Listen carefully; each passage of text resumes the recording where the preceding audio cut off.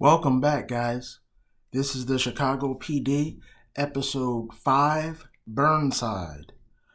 This was a Kevin Atwater episode, focused episode. Um, what did I think? We finally got Kevin to have a relationship. And once again, what do? They give him a relationship that is problematic. The first time he had a relationship, if you guys remember, it was with the girl that he had to she wound up going to jail because she was a part of the crime. All right, this time, several seasons later, Kevin gets another girl. And what happens? She's connected to the case.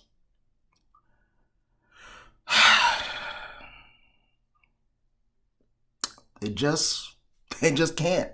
They just can't give this man a healthy relationship. It always has to be something. Why?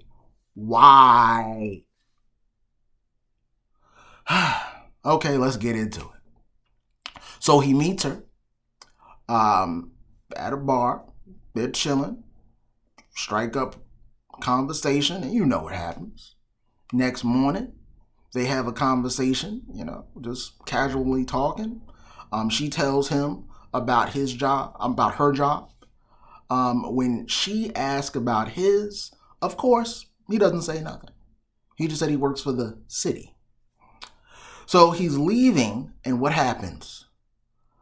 He sees police cars going in a direction, so he follows. Turns out a gang shooting. Two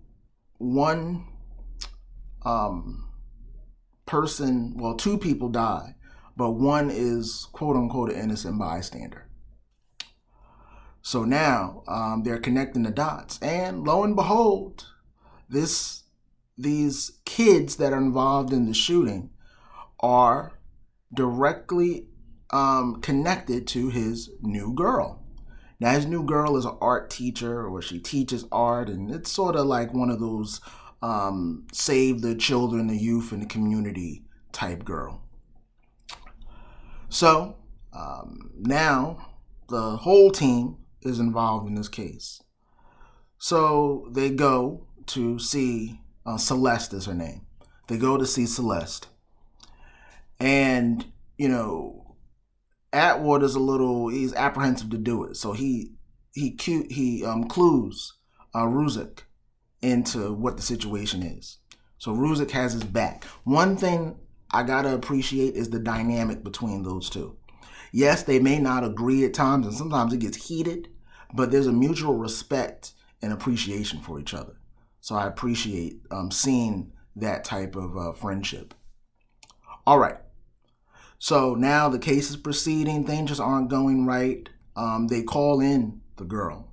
Of course, Atwood is nowhere to be found at this point. So she is very apprehensive of the cops, as is the case now. Well, as has always been the case. So she's no help. So what happens? They go and they keep investigating, but now they really kind of need her. So Atwater, fesses up to Voight, like, listen, he knows her. He doesn't say he had a relationship with her like that, but he kind of alludes to it. So you can put those pieces together. So now he's, going back to her apartment. They're chilling,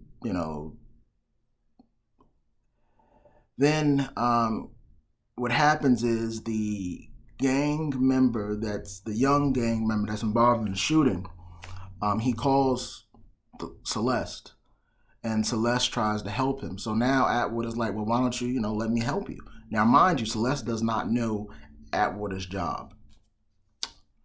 So they go there, and this kid is a young kid, and he's kind of caught up in it. It's not that he wanted to get involved in this situation. It was really just a matter of circumstance and the fact that he was he was involved with the big bad, so to speak. that was in charge, and basically him and his friend were scared for their lives. That's why they were involved in this shooting. So Atwater feels bad because Atwater kind of sees the situation the kid is in, and he feels for him.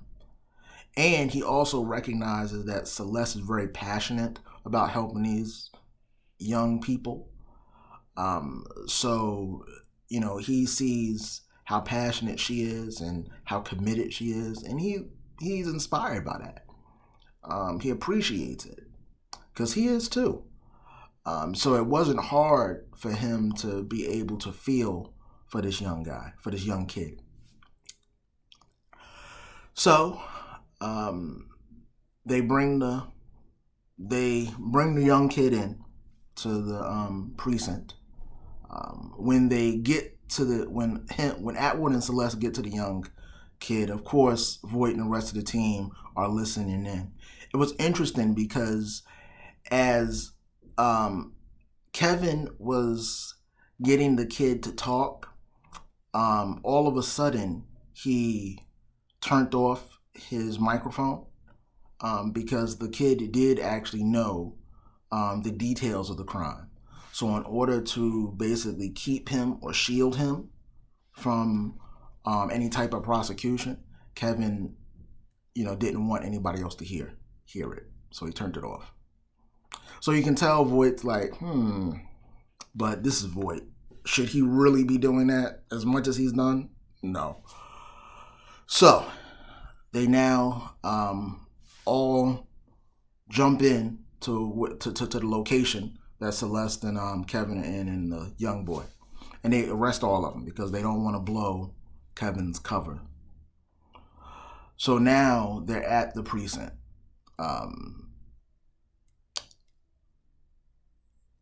They interview the boy, and before they're interviewing him, they take him to interrogation. Well, actually, one person take him to interrogation. And who do you think that is? I give you one guess. Yes, right. Kevin. So what does he do? He holds him back, kind of says, listen, here's what you do. He gives him specific instructions as to what to do when he gets into interrogation so that, he can be shielded from this crime. So he does it. And sure enough, you think he's going to be shielded. The ADA or the DA, I don't know. This is Chicago PD. I'm thinking Law and Order. But the district attorney that is handling the case, she is a black woman as well. And she's like, no, he's not getting off because he knows what happened. So, Kevin's upset and Kevin's going back and forth with her. And she looks at Kevin, and let me tell you, she says something that was spot on. Because obviously, in the back of Kevin's mind, Kevin thinks, you're a black woman, you're doing this to a young black man. And she was like, you know what? Whatever you're thinking, you've probably been called that too. But I still have a job to do. And basically, this is work. Kevin couldn't say nothing. So, now, he's going to be charged as an adult. So now, Kevin and Voight are talking. And Voight, basically says that he really appreciated and understood Kevin's situation and knew exactly what Kevin did this whole time. Knew how he was trying to shield the boy, all of it. And he said that he can appreciate Kevin's situation and he really respects him for being able to come every day and to not only be a police officer, but also to be a black police officer. So now it's time to take the boy down to the jail, then down to the prison. So instead of being escorted, Kevin says he'll take him. He'll go with the escort. So while him and the other police officer are driving, they finally get up to the front of the jail. They're sitting there, And the boy's freaking out because he's scared. He's like 15, 16. He's scared to go in with the hardened adults. Kevin like, listen, you're going to be okay. You're going to be okay. You're going to be a man. You're going to put your head down and just going to deal with this. All of a sudden, bah! The boy's dead. Shot fired. Right in the head. The kid's dead. Kevin's visibly upset. Another little boy is running away. Kevin jumps out of the car, chases him, finally gets him, and is just you can just tell he's just frustrated with the system, frustrated with what happened. So now, case is over. Kevin goes back to Celeste's house, his apartment, I should say. Goes to the apartment, and they have a conversation. They're talking, and Celeste is so upset about the situation, apologetic to Kevin for getting him in this situation.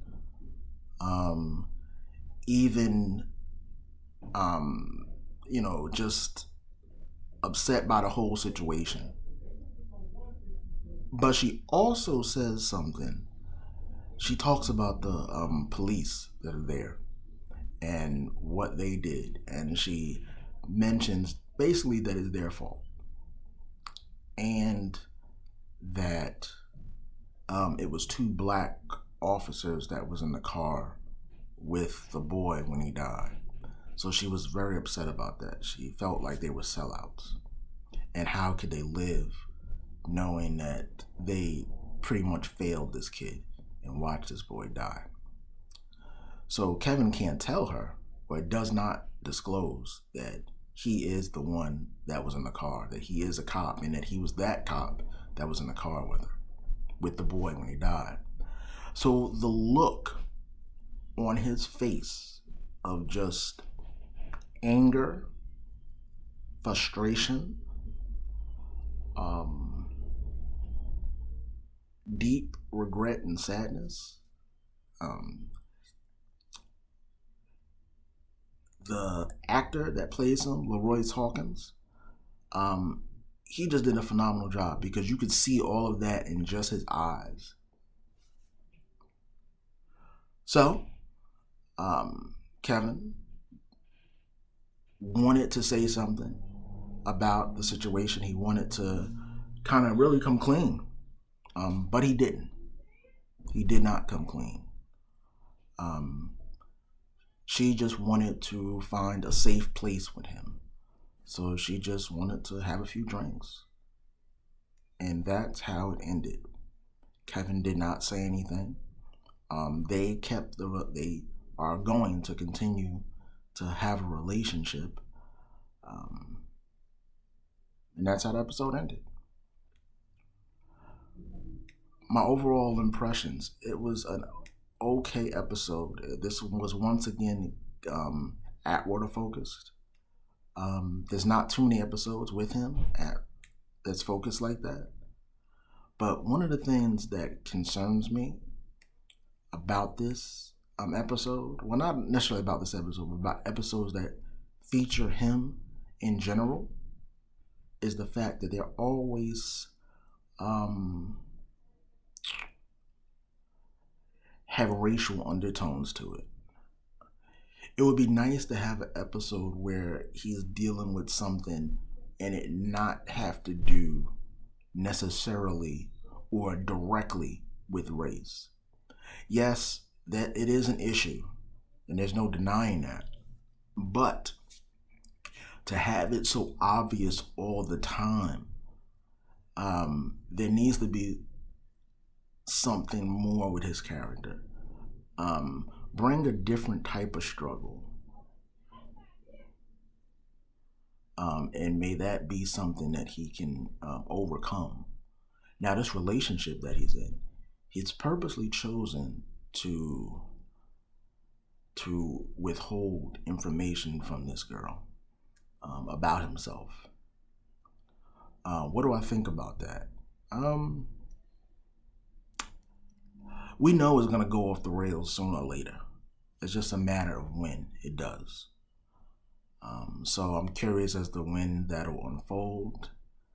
And I would, like I said in the opening, I would love for them to have him in a stable, healthy relationship. It seems like they can never put this man in a relationship that is healthy. It's always something. It's just always something with him. And he's only been in one relationship prior to this. This is the second relationship, and it's another one that is going to have some problems. So I would love to see, them do something different with this. Yeah, I know it's starting out the same, but if it can change to be a little healthier, that would be good. So the other thing I wanted to talk about with this episode was not getting any real fallout from Jay and Haley's conversation from last week about Voight and how, Jay knows everything that happened. We did get one brief conversation with Haley. I'm basically alluding to the fact that they talked all night and that they both laid all the cards on the table, and apparently they're still going on, which is good. That's a good thing. But I would love to kind of have seen that drag out a little bit. If you ever been in a relationship, you know some of the fights that tend to happen when things like that happen, when secrets are exposed and things.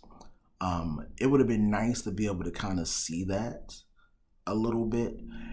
But I understand that this was a Kevin focused episode, so they didn't want to take away from his episode. But I would have loved to see a snippet of that in the very beginning and then cut to Kevin's story. But lo and behold, all in all, the episode was good. I enjoyed it. But let me ask you something. This is a question, and you can leave the answers in your comments in the comment section. And like, comment, and subscribe too. With this idea of Kevin holding back information, do you think that it is wise to hold back things from a potential partner? Comment below, and I'll read some of the answers from my comments in the beginning next week, and then we'll talk about it at the end of the episode. So guys, thank you for coming on. I enjoyed this episode. I enjoyed being able to do this. It's getting a little easier for me, and I appreciate all of the views. But what's going to really help me is if you subscribe and comment. So it's not just viewing, which I appreciate 1,000%, but it's also commenting and subscribing. So I look forward to seeing you next week. Bye-bye.